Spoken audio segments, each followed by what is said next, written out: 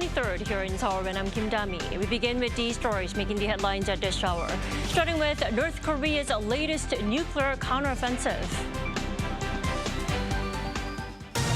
The regime's leader, Kim Jong-un, led the North's first nuclear counterattacks drills on site in a move to lash out against South Korea and the United States for their latest joint air drills. Seoul and Washington are holding a fresh round of talks in Hawaii this week on the sharing of costs for the keep-up of U.S. troops stationed in South Korea.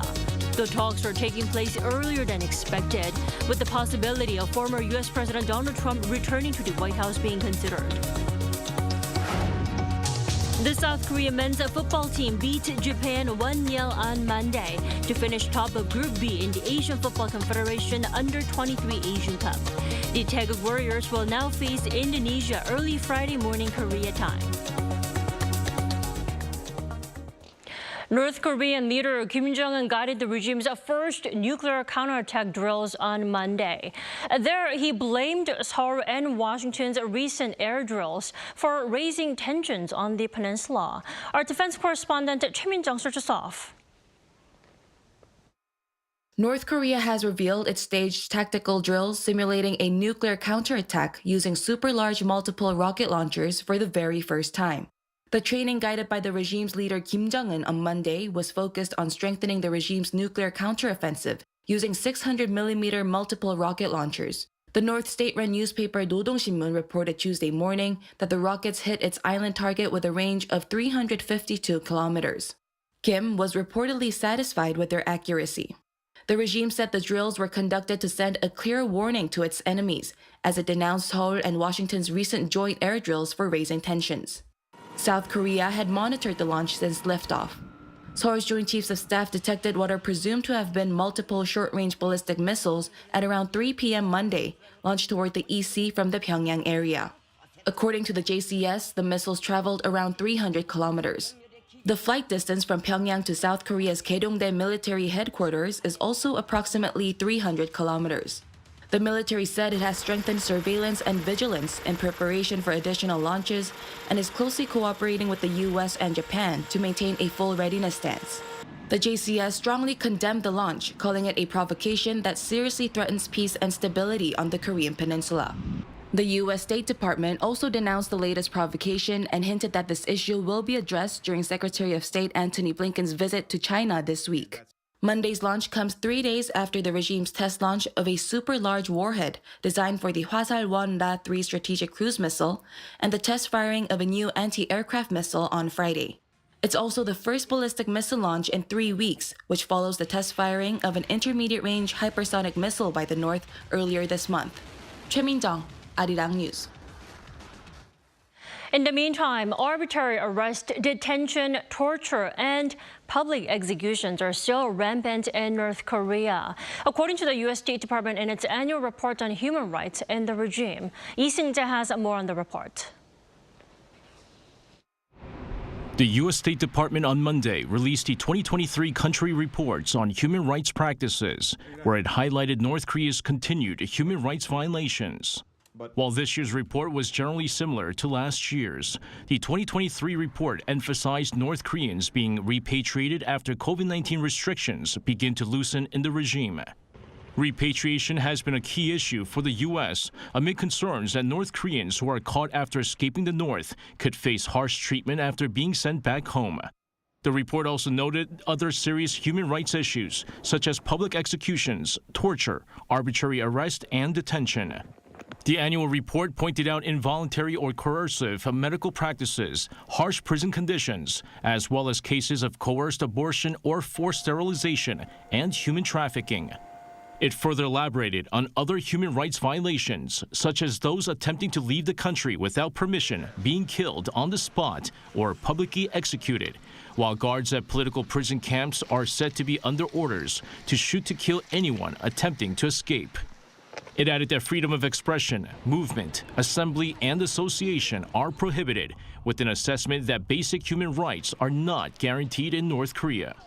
Every year, the State Department publishes a report on the human rights situation in countries around the world, including South Korea and North Korea, which is required by law to be submitted to Congress. 이승재, Arirang News.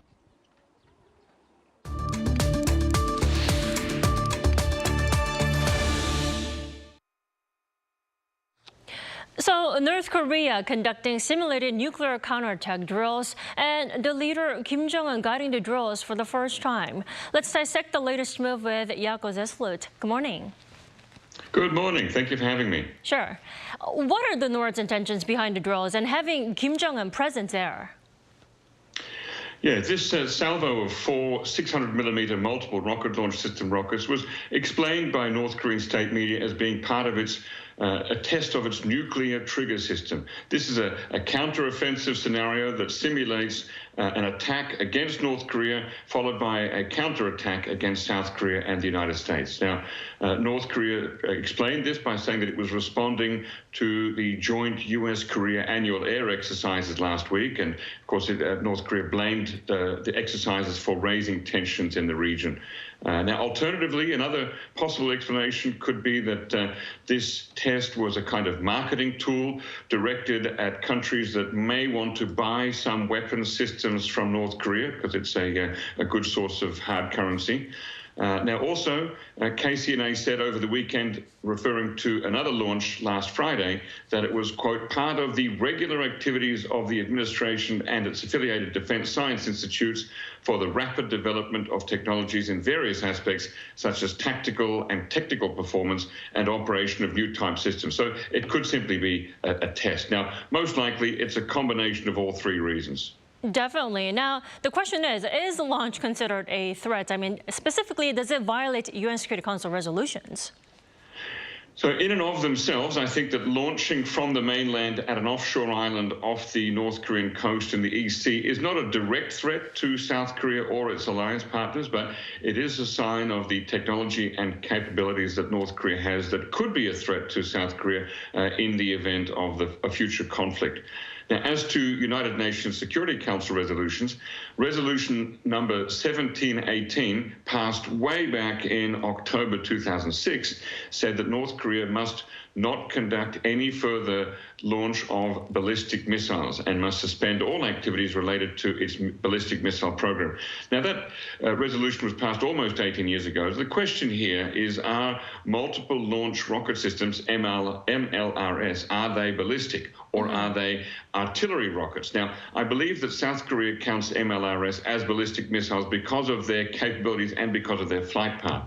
Regardless, North Korea has launched hundreds of missiles since October 2006, some of which were, in fact, definitely ballistic missiles without questioning. So I don't think that North Korea worries too much about whether it's in breach of UN Security Council Resolution 1718, especially now that neither China nor Russia shows any inclination to take North Korea to task for that. Jaakko, let's also talk about other military provocations that may be on the way. The head of South Korea's Joint Chief of Staff said yesterday that North Korea is preparing for its second spy satellite launch, but the launch is not imminent for now. Now, it's widely believed the launch would come around early mid-April, which is now. Why maybe the reasons for the delay? Okay, now there are many reasons why a launch of a satellite could be delayed, but I'll just give you 4 of them. The first one could be technical issues, so there may be some kind of malfunction or failure of critical components in either the satellite or the launch vehicle, so that's the rocket, that could cause delays. Now, these could include problems with the propulsion system, the guidance system, or the actual communication system on board the satellite or on the rocket that communicates back down to Earth. Now, there's also weather conditions to be taken into account. So launching a vehicle during unfavorable weather conditions can actually pose a risk to both the satellite and the launch vehicle. So they want to make sure that the conditions are just right. And then there's, of course, the third thing, quality control checks. Extensive quality control checks are always conducted before any launch. And if they find any issues, the launch can be delayed until they're fully resolved. And that may take days or even weeks. And the last one, I think, is the payload readiness. And the payload in this case is the satellite. If that satellite is not fully prepared or tested before the scheduled launch date, then delays might occur to ensure that everything is ready for a successful deployment of the satellite. All right, so for those reasons could be the reasons for the delay. Now, should we expect the second satellite to be more advanced from the first one, considering the North is presumed to have acquired space technology from Moscow?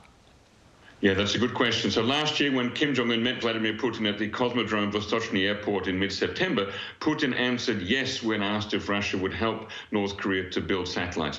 Now, the first successful satellite launch by North Korea was very soon afterwards on November the 21st. That's not a lot of time to introduce or adopt any new technology between the time of the promise being made by Putin and the launch being carried out. So we might find that the new technology could be incorporated into this second launch. And of course, ideally, if you're North Korea, you want to launch better and more technology sophisticated satellites each time because you learn from each previous satellite. So I would say that it should be at least as advanced as the first satellite and maybe better. Don't forget that we've not yet seen the surveillance photos that may have been taken with the first satellite. So we don't even know how good the camera and the broadcast equipment on that first satellite are.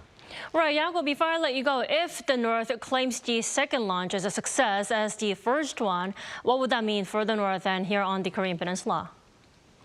Well, two satellites are obviously better than one, but North Korea needs to have a network of 5 or so satellites constantly orbiting around the Earth so that they can keep an eye on what is happening in and around South Korea. I think that North Korea believes that 2 won't be enough, but it is a step closer to their goal of having that network. And I think the more visibility that North Korea has over South Korea, the more it will see that South Korea and its ally, the United States, are not preparing for an aggressive war of invasion, as North Korea often claims. It also means that there will be a group of intelligence officers in the North Korean military who are constantly watching what is happening in South Korea in real time, and they might just get an idea that life here in South Korea is not nearly as bad as they've been taught. I don't think that any more spy satellites are necessarily a threat to peace on the Korean Peninsula by themselves. In fact, that increased visibility might even act as a deterrent. All right, Yako, thank you so much for joining us this morning. We appreciate it, as always. Thank you.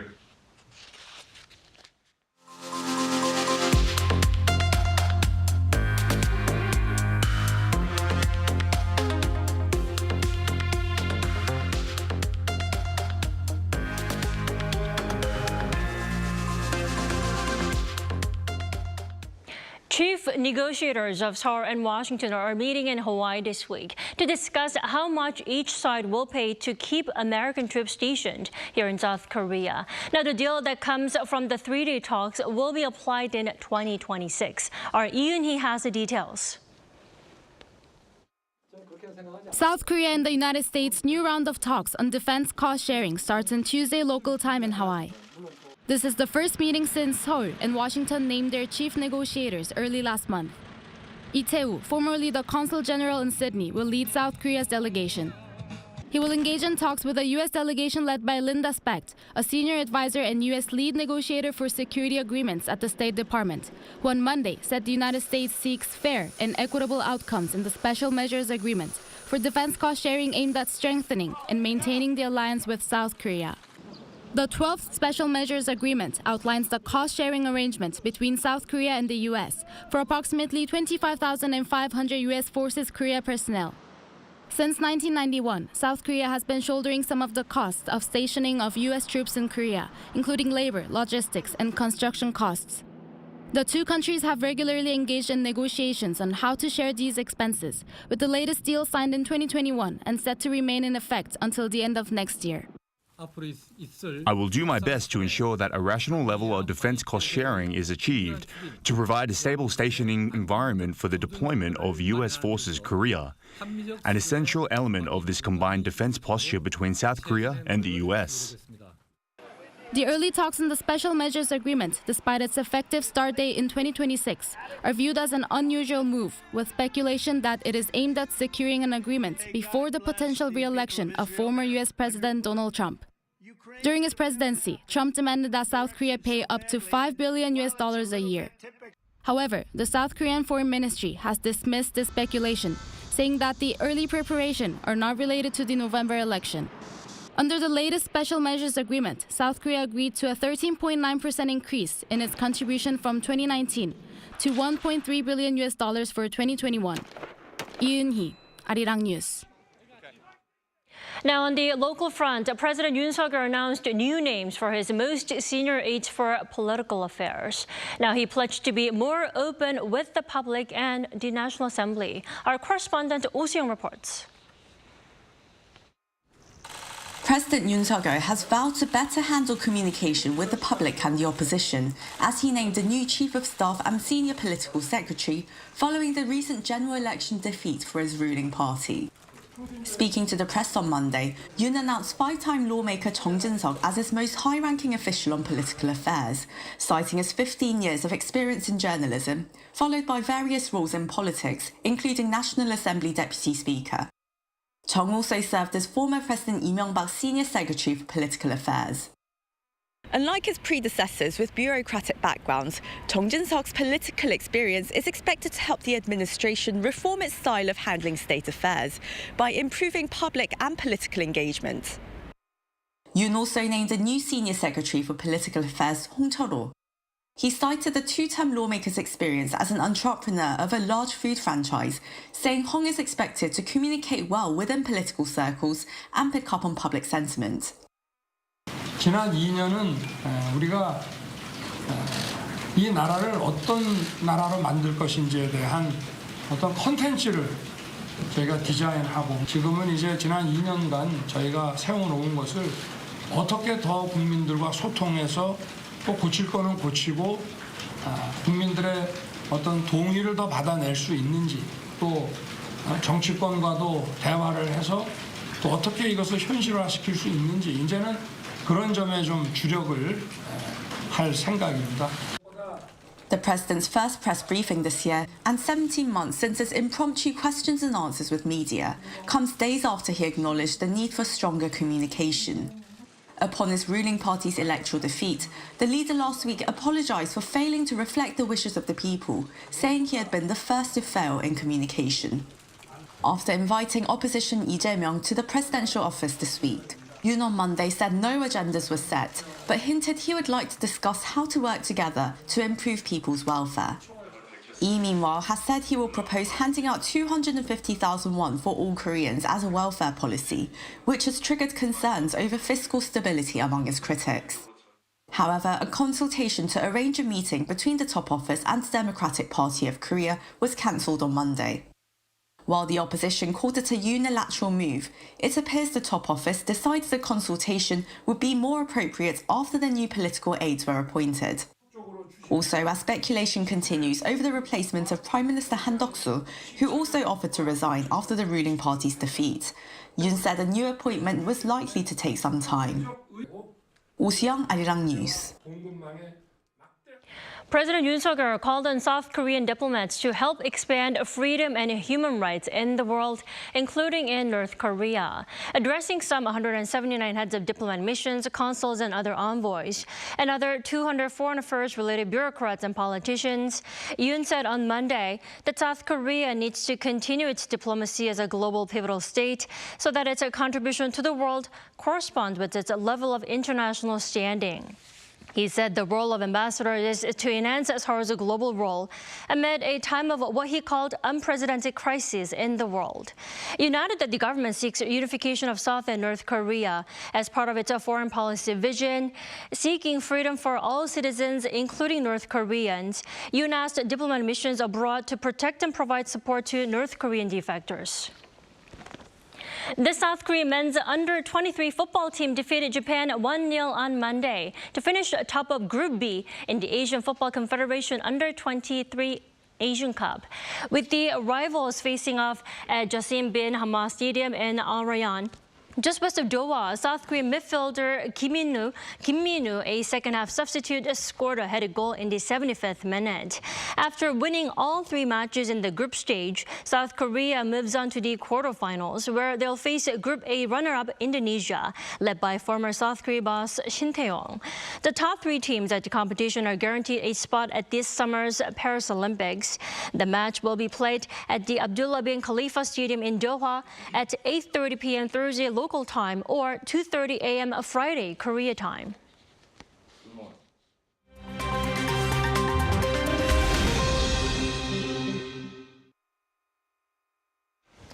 Good morning, I'm Kim Si-young, and now we turn over to stories from around the world. We begin today in the Philippines, where around 17,000 Filipino and American troops began a joint military training exercise on Monday involving maritime drills in the South China Sea. The annual Balikatan, or shoulder-to-shoulder drills, will last until May 10th, amid tensions with China over Beijing's expansive claims in the disputed South China Sea. Tensions over the waters have resulted in a diplomatic row and heated maritime encounters between the Philippines and China. This year's drill is the second-largest joint military exercise, closely following last year's in scale. Reports have said that the drills will simulate a retake of islands near Taiwan. The Chinese military criticized the drills, saying that the sea should not be an arena for gunboat diplomacy. Moving over to the US now, and a crackdown on pro-Palestinian protests at universities that saw arrests made and classes shifted online. Police arrested 47 demonstrating students at Yale University on Monday who had blocked traffic as they called for the university to cut ties with weapons manufacturers. On the same day, Columbia University in New York halted in-person classes after tent encampments were set up on university grounds last week. Over 100 protesters were arrested at Columbia the week before, with some students also suspended. New York City Mayor Eric Adams blasted protesters for blatant anti-Semitism, but organizers hit back, saying individuals making inflammatory comments did not represent them. Now to Gaza, and news of a Palestinian baby girl delivered from the womb of her mother who had been killed in an Israeli airstrike attack last week. The baby was delivered in an emergency C-section, weighing just 1.4 kilograms from her dead mother, Sabrine al-Sakani, who was 30 weeks pregnant.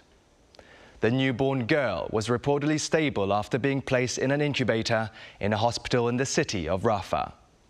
The infant's father and sister were also killed in the attack. In sports news, Inter Milan have won the top Italian football league, Serie A, securing the Scudetto with 5 games to spare after their 2-1 win over AC Milan on Monday. Inter's Francesco Acerbi and Marcos Thuram scored 1 each before AC Milan's Fikayo Tomori got a goal back in the 80th minute. Inter Milan dominated this season, having had only 1 league defeat and only 18 goals conceded, the fewest in Serie A. Securing their 20th Serie A title, Inter Milan now have the second most titles from Italy's top league, only behind Juventus.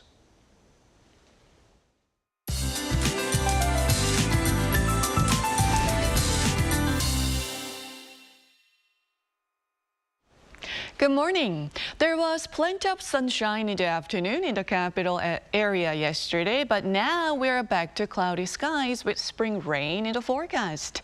Rain will start from Jeju and east of Gangwon-do this afternoon, spreading nationwide by late tonight. And this band of rain will continue into tomorrow.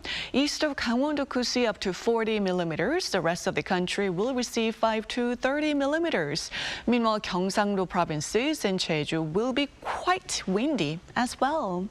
As the rain clouds move in late tonight in central regions, it's going to be as warm as yesterday during the day, with an expected high of 25 degrees here in Seoul and 23 degrees over in Daejeon.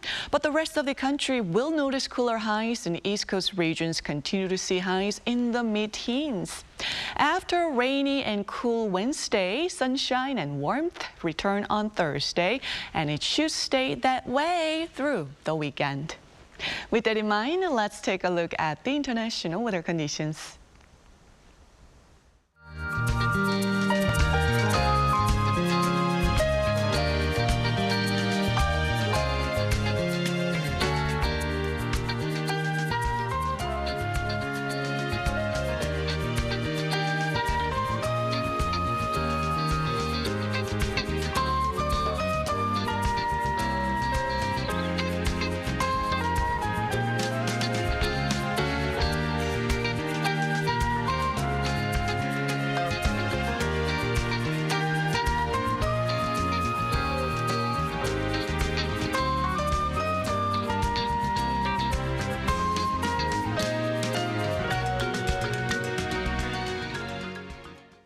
We thank you for watching New Day at Arirang. We'll be back tomorrow for Wednesday's edition at the same time, 9 a.m. Korea time.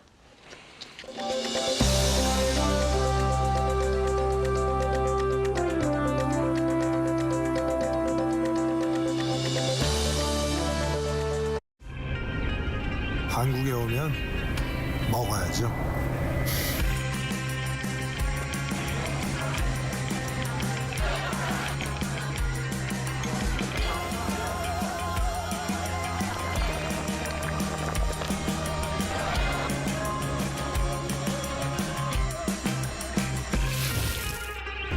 먹어도 끝이 없는 나라. 감당할 수 있겠니?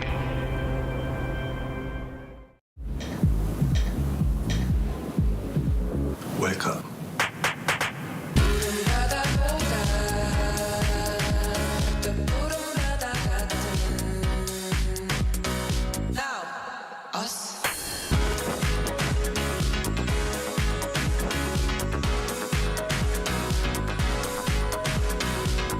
엄청난 에너지를 춤으로 뿜어내는 나라. 감당할 수 있겠니?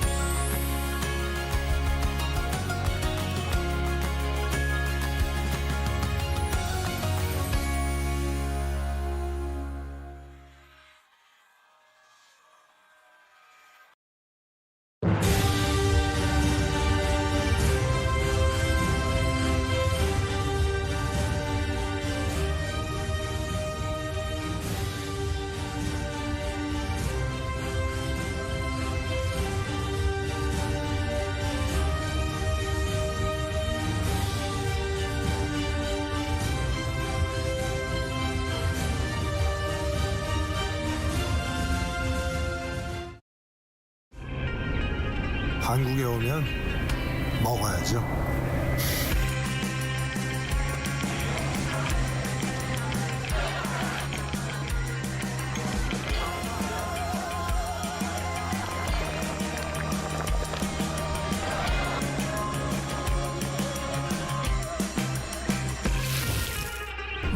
먹어도 끝이 없는 나라.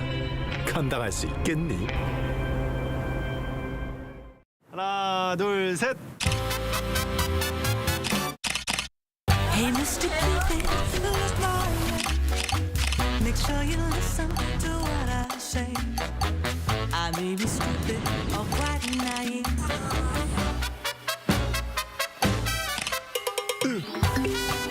끝없이 쏟아지는 포토스팟.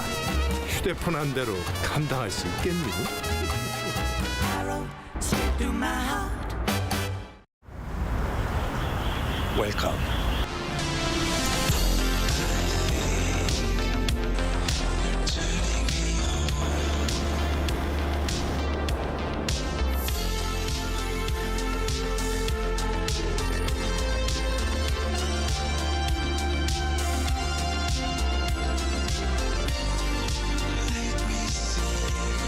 24시간 불이 꺼지지 않는 나라.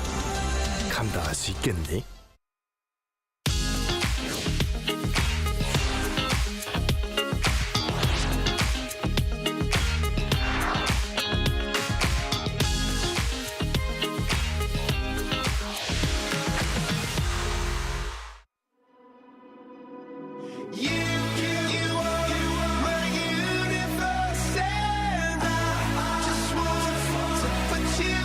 We're here to make a new type of news.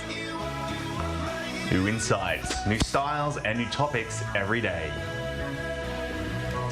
We are News Generations. Making news just for you. It's April 23rd here in Seoul. I'm Shin-Yeon, and you're watching News Generation. Joining me in the studio is Walter Lee. Lovely to be here. Good morning, and Woo Hee-jun. Happy Tuesday. Happy Tuesday. Now, both are here to speak on behalf of people in their 20s and 30s. As usual, let's start with our news feed, which covers different hashtags and news items that have been trending on social media over the past 24 hours. South Korea has the highest smartphone prices in the world. That's according to a recent report from market research firm Tech Insight. The report found that Seoul had the most expensive average smartphone prices for 2 consecutive years, mainly because it is home to Samsung Electronics, and the IT giant has released premium foldable models commanding hefty price tags. The report also mentioned rising iPhone costs. Moving on, a public transportation discount service called the K-Pass card will be issued from tomorrow. The card will be issued with 10 credit card companies, including Kookmin, BC, Shinhan, and Hyundai. Applications can be made on each card company's website. For regular public transport users that use either the bus, metro, or express railways like the GTX more than 15 times a month, 20% of one's spending will be returned. For young people, 30% of their spending will be returned, while the low-income classes can expect 53% back. The K-Pass cashback service will take effect from May. And ending off with news in Gaza, a baby girl was delivered from the womb of a Palestinian woman who was killed along with her husband and daughter due to an Israeli attack last week in the city of Rafah. The baby, weighing 1.4 kilograms, was delivered in an emergency C-section. Her late mother, Sabrine Al-Sakani, had been pregnant for 30 weeks, and the infant has since been moved into an incubator and will stay in the hospital for 3 to 4 more weeks. And the world has paid attention to this tragic story and are keeping their eyes on where this child will go. The violence in Gaza has cost the lives of many innocent people, even infants. Now, I'd like to ask our panelists in the studio what they think about the situation in the Middle East, and in particular, how they first reacted when hearing this tragic story. Well, personally, I was dispatched to Lebanon as peacekeeping missions in the army, and I'm well aware of this dangerous war in Israel and Palestine states. And a mother who sadly died in the war raid, it should not happen like this. But the baby in her stomach must live as an orphan in the future. And these damaged cases make us more aware of the seriousness of these current situations. And I also think that it is articles that make us think of the numerous missions of the UN peacekeeping mission forces in Middle East, and about the international community's duty in this field. Exactly, and the international community has been calling for Israel to stop with all the airstrikes that have been tackling and attacking innocent Palestinian citizens in the Gaza region. Now, Walter, what are your thoughts on that? Well, to be more on the side of the story of the baby, I mean, it's sort of like obviously extremely tragic, but yet a miracle at the same time to have, this situation happen. You've got to feel for the family around the woman, obviously, and anyone who's suffered through the unnecessary killings of both sides of the fence. But the fact that this baby seems to be in healthy condition is a blessing. It's just sad that that child will not be able to meet her mother in the future. Exactly. The baby, she was born without a mother or a father, which is why a lot of people are very worried as to where she would go. She's an orphan at the moment. Would she go to her relatives? Will she be able to survive? We'll have to keep our eyes on this story. But let's now change gears to our main discussion topic of the day. We're going to be talking about health today, because just because you're young doesn't mean you're 100% disease-free or healthy. In fact, a growing number of people in their 20s and 30s are reportedly being diagnosed with cancer, particularly colon cancer. So we're going to start here. How high are cancer diagnosis rates among people in our generation like these days? Well, if we compare to older generations, I heard that statistically MZers are much less likely to get colon cancer, but it appears, according to studies, that the number for MZers is growing by the day. A doctor within Vietnam, a director from the Young Onset Colorectal Cancer Center, said that there might even be up to a 90% increase by the year 2030. So that's actually just coming up, right? And that's a huge increase in people, MZers, who will be getting this colorectal cancer or colon cancer. Now, I remember we touched upon this in a previous episode that there were certain symptoms that I was looking out for, and I was also very worried. So I went to the doctor and got checked out. Luckily, I had nothing seen, or there was no problems. But it's good to see that more celebrities are coming out and raising awareness of this. Obviously, with the death of Chadwick Boseman from Black Panther, the Marvel series, when he kind of kept it secret, a lot of people were very shocked to hear this news. This is actually not the first time a celebrity has come out and kept it a secret, but now we are seeing more and more celebrities come out and raise more awareness. Olivia Munn, King Charles, should I say, and also Kate Middleton has recently come out and talked about it. So hopefully we are going to, talk more about cancer as a serious subject, even though we always have, but obviously raise the awareness as well. I mean, I remember it was around this time of the year last year when we talked about colon cancer and how common it is among people from our generation. But I think we tend to forget that we are susceptible to diseases like this because we consider ourselves to be youthful and young. But Hee-jun, would you like to add on as to how a lot of people from our generation seems to be getting diagnosed with cancer these days? The cancer was a disease that felt always the distance to me or to our generations, but it seems to be become a relatively familiar disease that can occur at any times. This phenomena is not just for the celebrated moments, but according to the University of Washington, the MG generation was the age groups with the highest cancer incidence in G20s over the 30 years.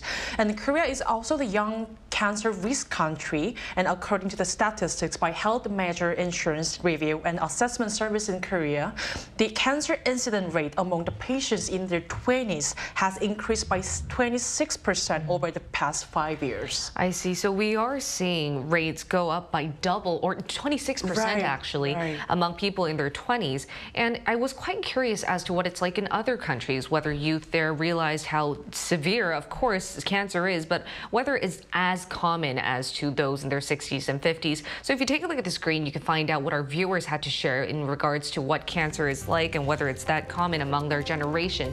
So Tasmia said, there are many types of cancer. Just eating healthily and exercising is not enough. People should get a weekly health checkup for any early signs of cancer, and that's what our medical experts taught us. Seon said, I noticed the rise of cancer among young people here in the United States. I'm working on eating more whole foods, reducing processed foods, reducing my exposure to plastics, and investing in more ways to distress. And Benny says, for me, I think of avoiding fatty foods and processed foods. So that's why I really think about trying to eat healthy food as well. So you can tell that in different parts of the world, whether it be the United States or in the Philippines, we are seeing a lot more people be aware that cancer is quite common even among the younger generation. And here in Korea, the most common type of cancer found among young people is colon cancer. And Walter, I remember doing an episode with you on this one, and though you are clean now and then you did have some symptoms that tick the box, why don't you walk us through just how common colon cancer is among Korean young adults compared to those in other parts of the world? Yes, it is actually quite a scary looking statistic. So if we take a look at the screen, I can show you just where we sit amongst other countries. And it's also very scary for me because there are 2 countries there where I've lived in. So between the ages of 20 and 40, colorectal cancer, which occurs, is referred to as young colorectal cancer as well. There is a shocking result that South Korea is the world's highest in the onset of young colorectal cancer. According to research a paper done by the University of Colorado Medical Center team in the United States, the incidence rate of young colorectal cancer in Korea was 129 per 100,000, the highest among 42 countries surveyed, which is another terrible thing that Korea has to be on top of. Exactly. And Heejun, I hear that the rates are spiking up, right? Would you like to add more on that front? Well, I was actually shocked when I found out this phenomenon is here in Korea about the cancer. And I was able to look back on myself and my surrounding as well. Unfortunately, in Korea, the average incidence of the colon cancer patients in their 20s and 40s was also highest at the 4.2%. And colon cancer had a high incidence in the West in the past, but the incidence has been increasing rapidly in Korea since the 2000s. And the cause was found to be westernized eating habits and obesity, and chronic inflammations, overweight, and diabetes, and also delayed initial diagnosis due to the lack of awareness. And I think that's the most saddening, because if you detect it early, there's so many different ways to treat it, especially with the advent of medical technology. But I do think a lack of awareness and also our eating habits does heavily cause a lot of people in Korea to have colon cancer, even though you're quite young. But to find out exactly how common colon cancer is and what we can do to better prevent it, we're now going to include a health expert in our talks, so stay tuned for our live interview.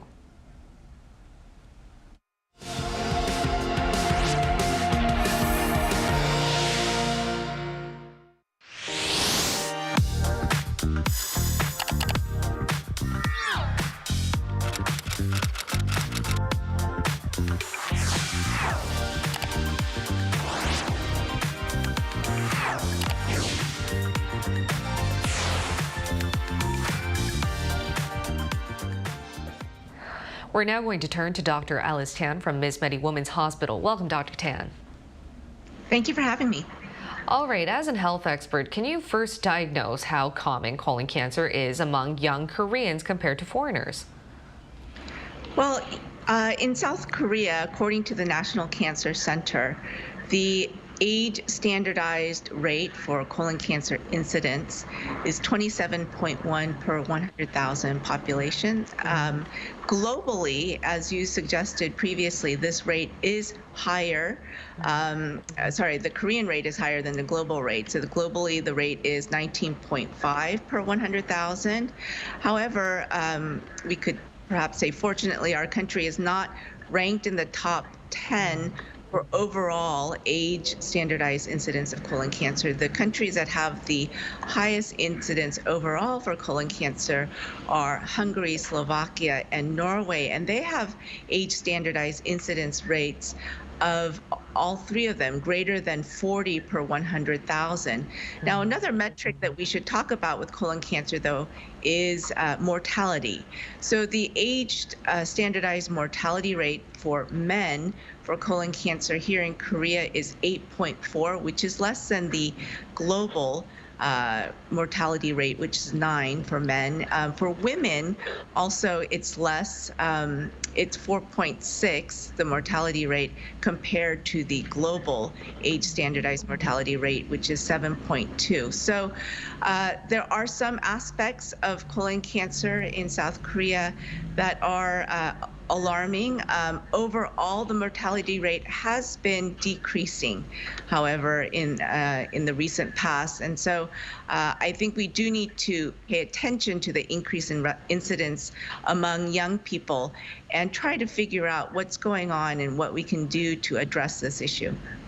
I think it's a great thing to hear that at least the mortality rate is decreasing and that we're becoming more well aware of this. But why are we seeing a surge in cancer rates from the younger generation globally? Right. So this is a question that many people are asking. We are seeing a rise in what we call young onset cancer. So this is cancer that's occurring in people aged between 18 and 49. And we don't know the exact cause yet. Many scientists who are researching this, they suspect that it's a combination of causes. So perhaps lifestyle causes, such as you mentioned before, a diet that's heavy in processed or highly processed foods, not taking enough fresh fruits and vegetables in your diet, perhaps having too much exposure to known carcinogens such as alcohol intake, smoking, tobacco, pollutants as well. There's talk about the influence of the gut microbiome. So that's all of the trillions of bacteria that live in our gut.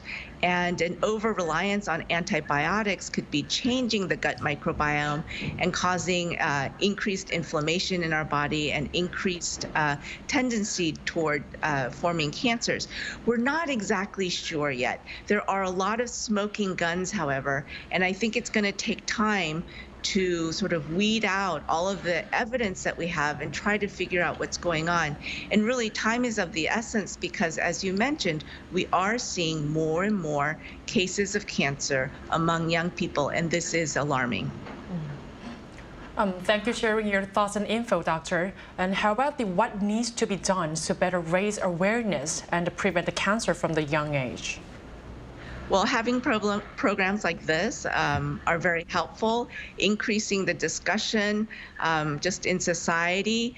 I think the focus on actions to prevent cancer needs to start at childhood, at a young age, so parents and educators have a very important role in establishing healthy habits, especially related to diet, among young people, and then in terms of having them know to avoid exposure to known carcinogens, as I mentioned, alcohol and tobacco.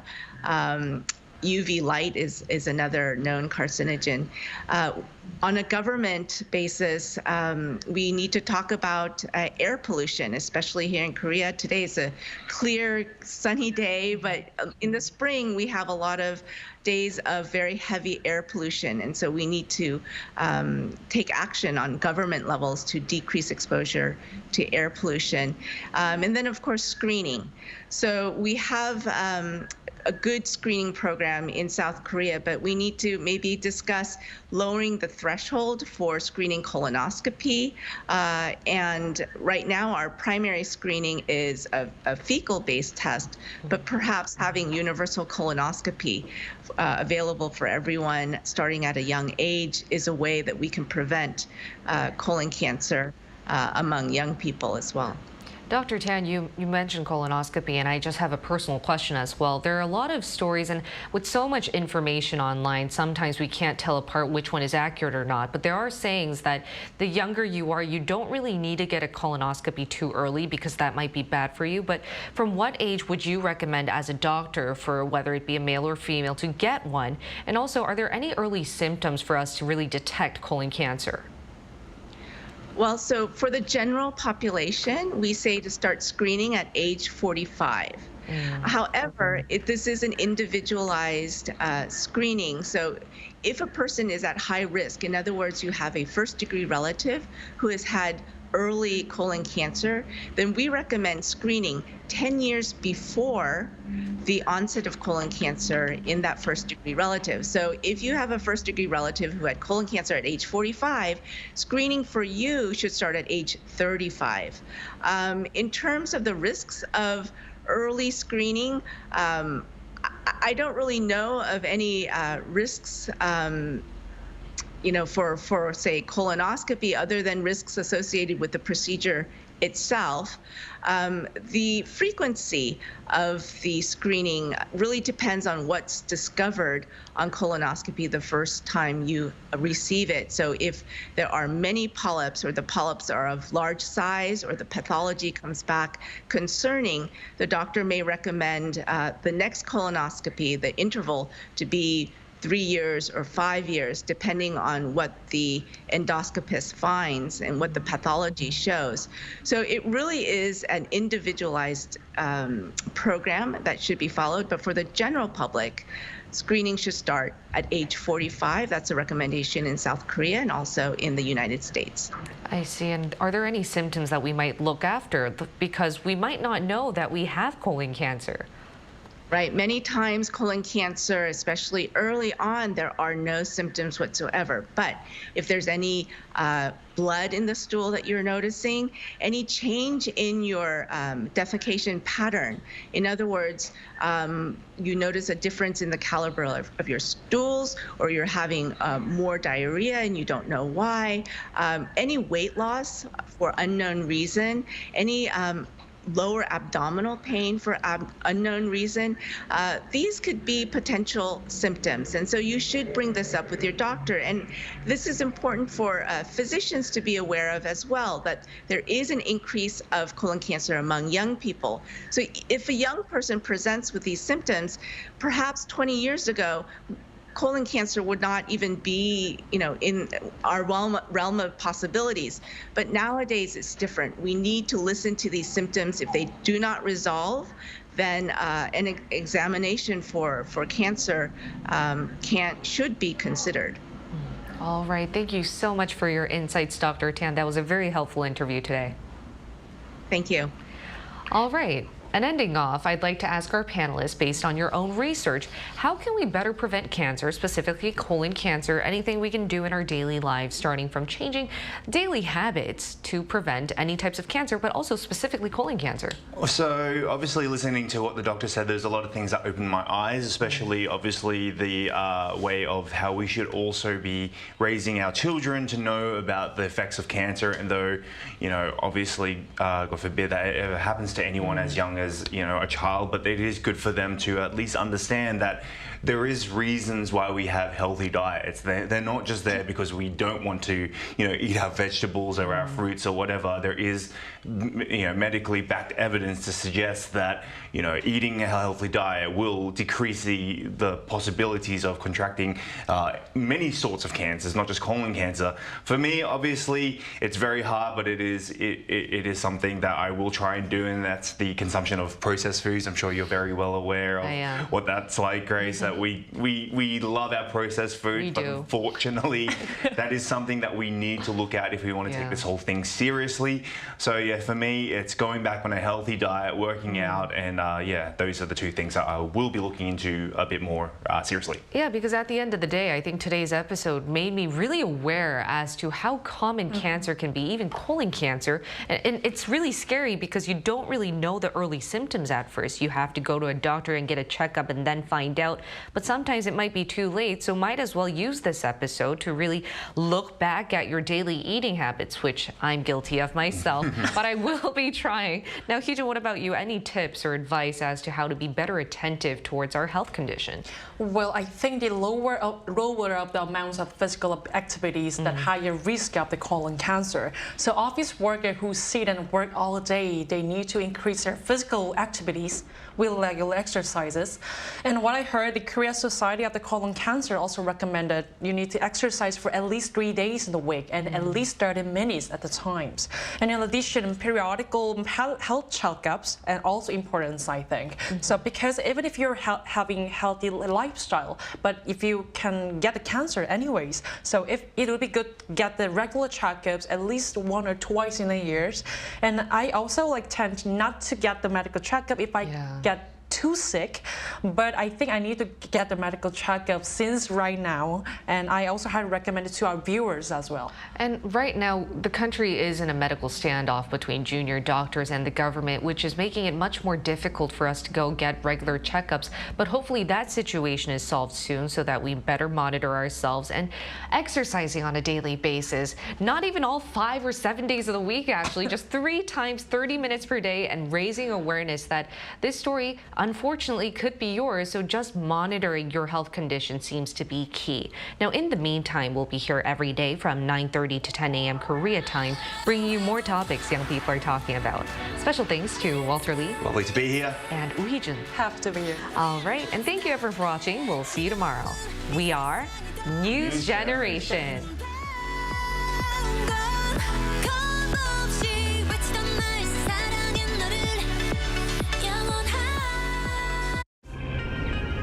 한국에 오면 먹어야죠.